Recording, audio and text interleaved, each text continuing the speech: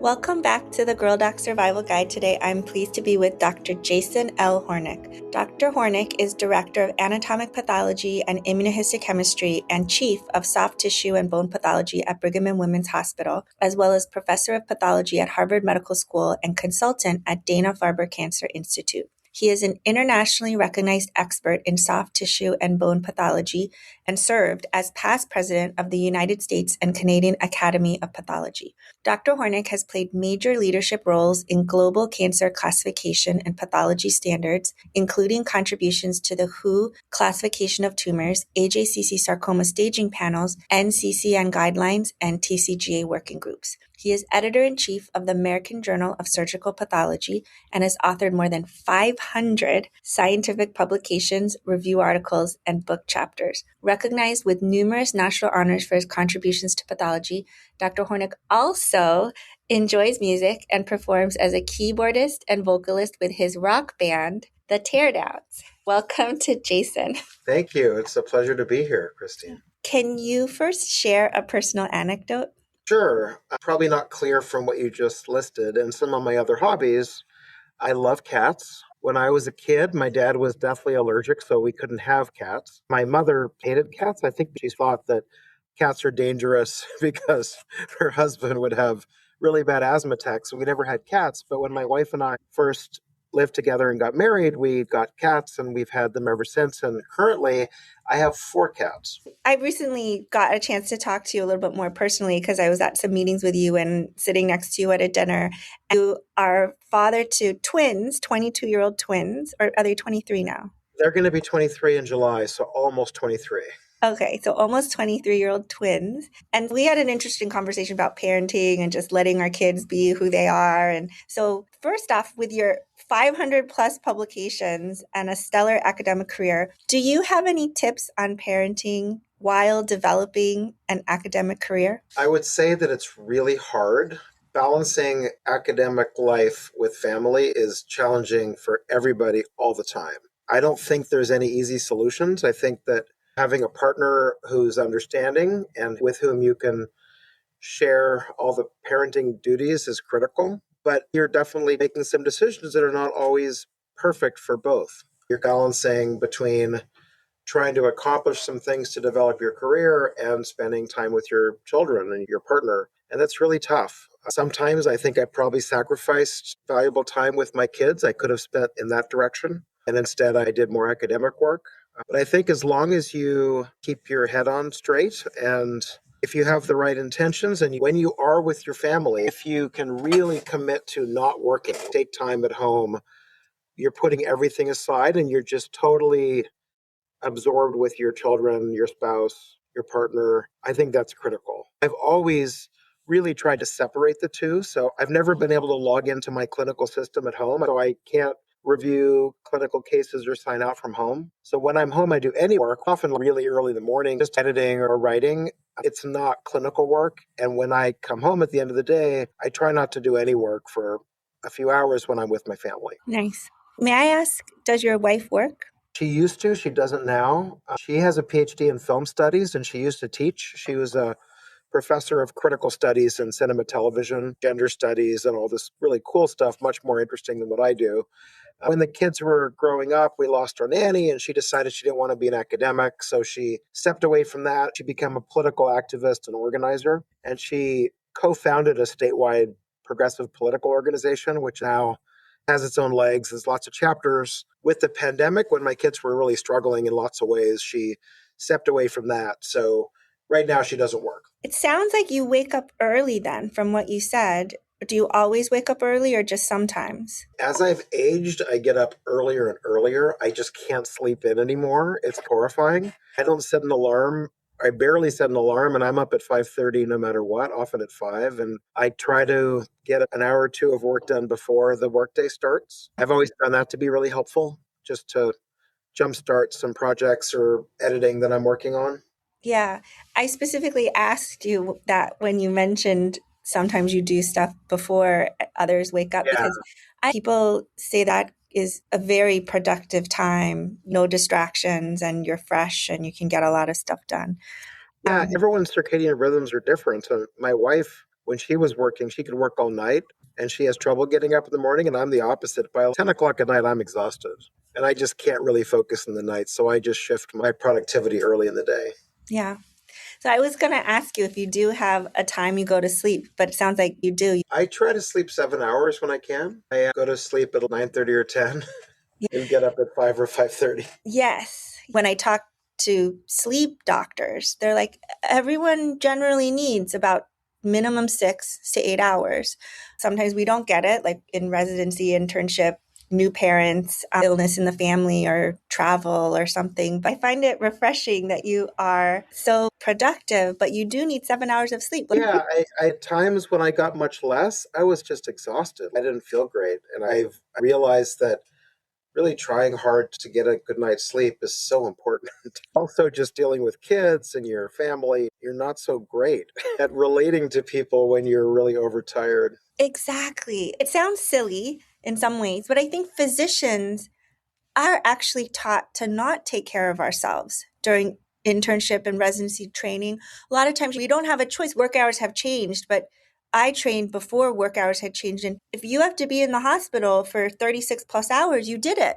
Almost everyone did. We might complain and be like, gosh, I'm tired and whatever. But that was the job. And unless you were literally dying, people would tell war stories, quote unquote, where I had the flu, but I hooked myself up to an IV and pushed the IV pull. And people were like, wow, you're a good doctor for doing that. And are you really being a good doctor when you're sacrificing your own self-care to that extent? No, I don't think so. There's always a balance. If you're not really committing yourself to a lot of really intensive study and reviewing cases and reading literature and working with colleagues and really pushing yourself to be the best you can be, then certainly your professional skills, acumen can suffer. But I totally agree. If you're not taking care of yourself, there's increasing chance of making big mistakes. It's a risky way of living your life, not only professionally taking care of patients, but getting into a car accident or making a rash decision, sending an email that you regret, or having an interaction with a colleague or a trainee that you regret. There's so many ways you can make mistakes that are careless and sloppy because you're just so thinly spread.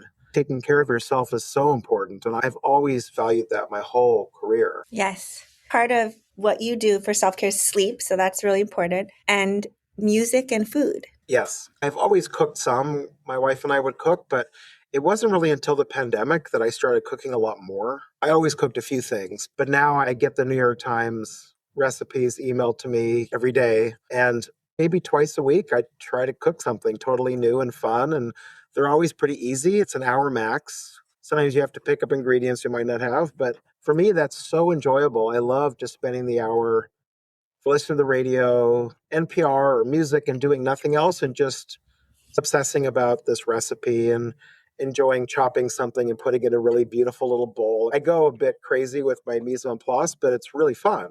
Then I photograph them and put them on X or Facebook so my friends can see it. It's a little exhibitionist, but it's also something I really enjoy. It's so much fun. And then having a fun meal that's just different. Yeah. And so that's new for me, but I've been a rock musician since I was 12. I was very serious as a kid. I actually thought I might go into rock music before I decided to go to med school last minute. And a lot of my friends were in music most of my life. Oh, wow. I didn't realize you were a rock musician from age 12. Yeah, I had a trio in junior high. Then I was very serious in high school, serious in college. Really almost decided to take a very different career path. Yeah.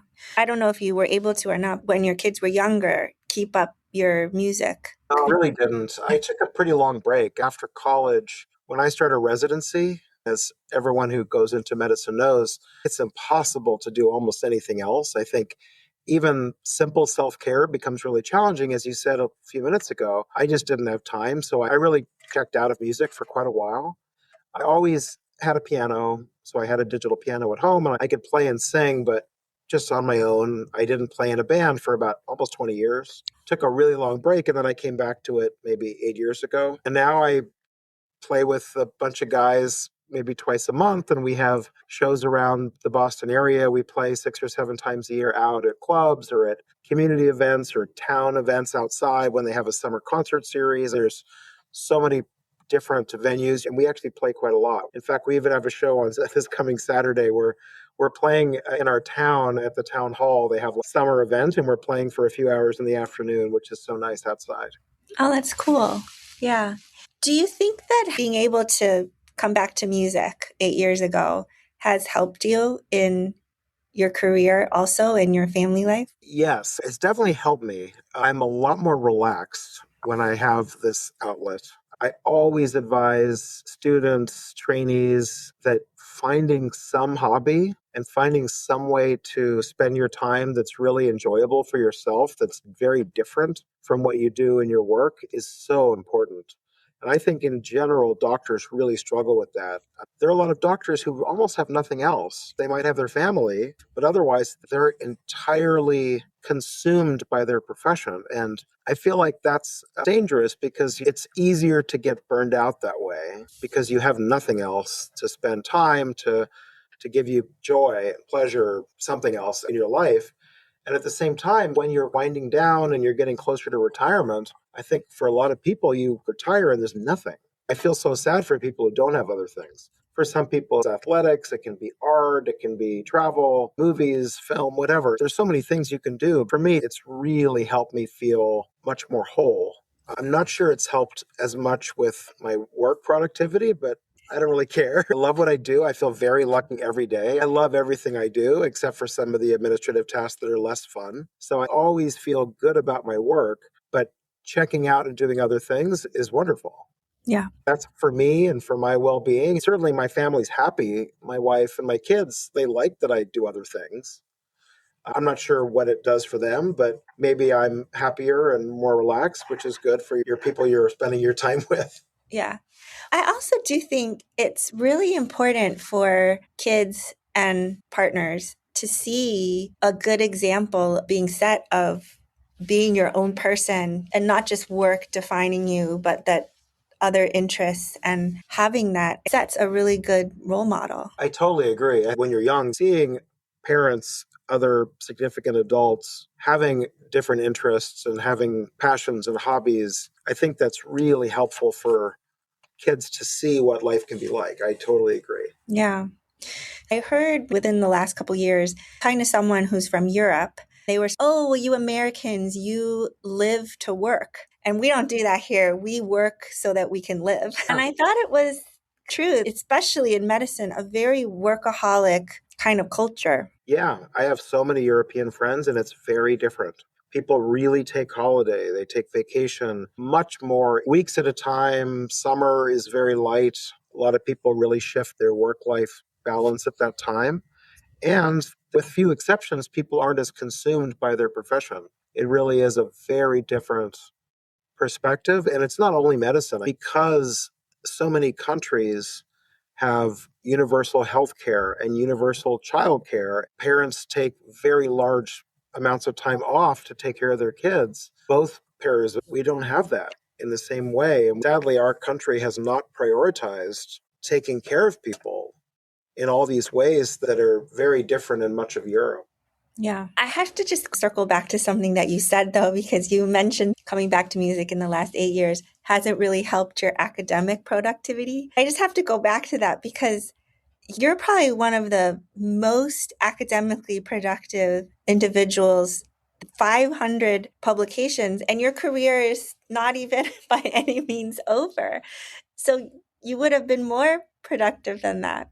I don't know. I do everything I like Yep. still. I haven't stopped doing the things I like. At this time in my career, I've shifted away from primary research. I'm letting my junior colleagues do most research projects in soft tissue, tumor pathology, and my areas of interest. I help them out as a collaborator, but I'm letting them run all the projects, and now I'm mostly editing. You mentioned that I edit AJSP, American Journal of Surgical Pathology, and I'm editing a couple of textbooks this year. For me, it's a very different type of academic work, and I love that. In college, I was a Russian literature and language major, and I love liberal arts. So I really see editing and writing very differently. For me, it's fun. It's easy. It's not a chore. In other careers, say business or something, there are maybe more natural shifts to, at first you're like working hard. If you're a finance person, at first you're working hard on the floor and then you become more senior and you supervise people and you're not doing so much active tasks maybe, and then you found your own company or something and you shift again. I think we tend to do that less in medicine, where throughout our career, maybe we are sticking to, clinic, however many times a week, or pathology slide, X amount. Yeah. You're a good example of shifting the way that you've changed your academic focus, maybe from primary papers and research to journal editing, textbook editing, because someone senior with a lot of knowledge needs to do something like that. That's cool to hear. Yeah, like clinical work, I do exactly what I've been doing for years and years. I cover lots of different specialties. I love reviewing cases and teaching across the microscope. For me, that's the most fun. So that I haven't shifted or slowed down, but I definitely, my academic work outside of teaching has really changed. And I think for many people, it's not as intentional. I really have made an effort to shift since the pandemic. Essentially, it wasn't necessarily a turning point in any particular way. But as I have junior colleagues who have moved up to some level of independence and they're amazing, they're doing great work, I can facilitate without driving projects with trainees now and really think about my perspective on academic oncologic pathology as a whole from a different position. Yes. You mentioned you really were intentional about this shift. When you were writing papers primarily and you enjoyed it, you loved it, did you set goals, or did you just, I'm interested in this and this, and you would just write? Yeah, I didn't really have any particular goals, essentially ever. I know some people consolidate work and write paper after paper in one field. I've never felt like that. For me, it's always just been what I found interesting. Almost everything I've done is very directed toward changing clinical practice, making our value as pathologists greater, prognostication, making diagnoses more reproducible, practice changing types of projects. But it's always something I found interesting. I've been lucky. I've had a lot of great opportunities, a lot of great mentors, and I just do what I like. Yeah, it's inspiring. Is there any advice you wish you had known earlier? A lot of people say this. I think that saying no to invitations can't be overstated. It's very hard to say no to offers to write a paper, to write a chapter, to write a review, to give a lecture, and learning to be selective and make decisions on what you think are going to be of most value to you or most enjoyable. It doesn't have to be of value, but it has to be something you really enjoy. If it's something that you find tedious or miserable and there's so much anxiety surrounding some project you're working on and you're only doing it because someone invited you, that's terrible. I've been there. Earlier on in my career, I've definitely done things that I probably would not have done had I been more selective. I'm not saying you should say no to everything, but it's okay to say no to some things. Yes. When senior colleagues or collaborators are asking you for help or for collaborations, it's okay to say, I'm so sorry, I just don't have time. I'm doing so many other things right now. For me, that's the most important lesson. Had I been taught that better, it would have served me well. Yes, in medicine in general, the culture is to say yes. I can do it. Yes, all the time. I agree. Being able to say no is very important. I've almost never said no. Now I do, but it's hard. You feel like you're disappointing people too. You're wrapped up in it in ways that you don't need to be because of professional or personal relationships. Being able to separate that, to step away from that and really consider it before making a decision that's going to be tens or hundreds of hours of your time, that's a big deal. Great advice. Do you have any final thoughts? I think that the podcast you're doing is great. It's good to talk to people and for more senior people to be able to give advice to more junior people. And I think in general, doctors and other professionals don't always have great mentorship, and mentorship comes in lots of ways. So I think having discussions about these topics is wonderful.